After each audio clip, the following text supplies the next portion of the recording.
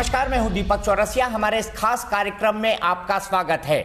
देश में चुनाव हो रहे हैं और जल्द ही नई सरकार का गठन हो जाएगा, लेकिन इन चुनाव में सबसे बड़ा मुद्दा अगर कोई एक है तो वो है नरेंद्र मोदी। या तो देश नरेंद्र मोदी के साथ है और कुछ लोग ऐसे हैं जो उनके खिलाफ हैं, और खुद नरेंद्र मोदी इन चुनाव में सबसे बड़ा मुद्दा बन गए हैं। खुद नरेंद्र मोदी जी, प्रधानमंत्री जी हमारे साथ हैं। नरेंद्र मोदी जी, आपका बहुत बहुत स्वागत है। और इस चर्चा को मेरे साथ, दर्शकों को भी मेरा नमस्कार। और इस चर्चा को मेरे साथ आगे बढ़ाएंगी मेरी सहयोगी पिनास त्यागी। पिनास भी मेरे साथ इस पूरी चर्चा में मौजूद रहेंगी। मोदी जी, सबसे पहले जानना चाहता हूं कि ये चुनाव मोदी वर्सेस मोदी हो गए हैं। पूरे देश के अंदर ये माहौल है कि आप ही डिस्कशन में हैं, आप ही चर्चा में हैं, आप ही बातचीत में हैं, और उसी आधार पर देश नया प्रधानमंत्री चुन रहा है। इन चुनाव में जब मोदी वर्सेस मोदी हो गया है, तब आप अपना सबसे बड़ा प्रतिद्वंदी किसे मानते हैं? हम सोच रहे थे कि महागठबंधन की बड़ी हवाएं चल रही थी। कर्नाटक में जब नई सरकार बनी तो सबने हाथ पकड़ पकड़ करके देश को एक संदेश दिया था, लेकिन दिल्ली पहुंचते पहुंचते सब बिखर गए।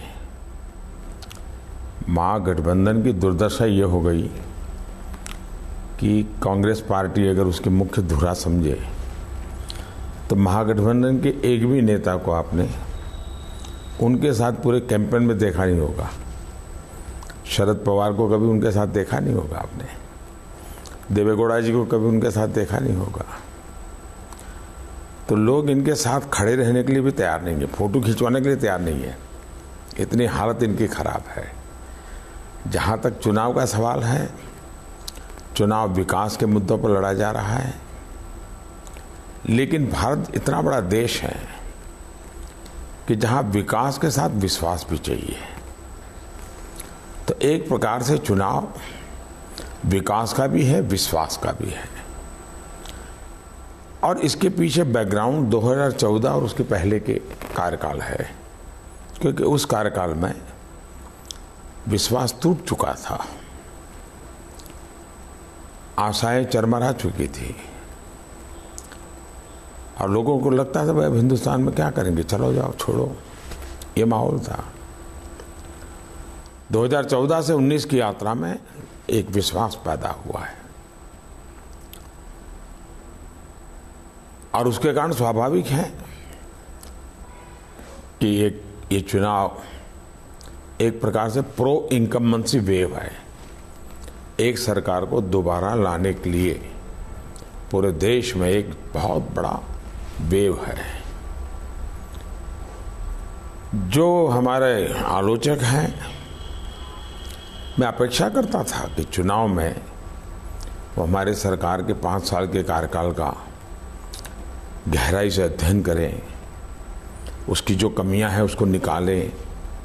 अगर मोदी कहता है कि पहले की तुलना में हम डबल गति से रोड बना रहे हैं, तो जांच पड़ताल करके देश को बताना चाहिए मोदी झूठ बोलता है, डबल नहीं कर रहा है, 1.8 कर रहा है या 1.7 कर रहा है। या मैं कहता हूं मैंने 1.5 करोड़ घर बनाए गरीबों के लिए, उनको ढूंढ के लाना चाहिए, कहना चाहिए नहीं मोदी झूठ बोल रहा है।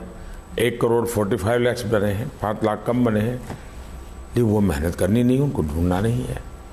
और उसमें ये भी प्रॉब्लम है कि अगर वो कहने जाए तो लोग पूछेंगे तुम्हारा 10 साल में 25 लाख बना और मोदी का 5 साल में 1.5 करोड़ कैसे बन गया। तो उनको वो डर है। आपके समय में यही मुलाजिम थे, यही फाइल थे, यही सरकार थी, तो आपके रोड बनते थे, उससे इनके डबल कैसे बनने लगे भाई जी? रेलवे वही थी, डबल कैसे बनने? तो उनके पास ये जवाब देना भी भारी पड़ जाएगा। तो सरल उपाय ये है कि एक हवा खड़ा करो, झूठ का हवा खड़ा करो, बार बार झूठ बोलो और मोदी को गाली दो, मोदी को गाली दो। तो ये मोदी मोदी मोदी उन्होंने इतनी गालियां दी है, तो लोगों ने मोदी को मंत्र बना दिया।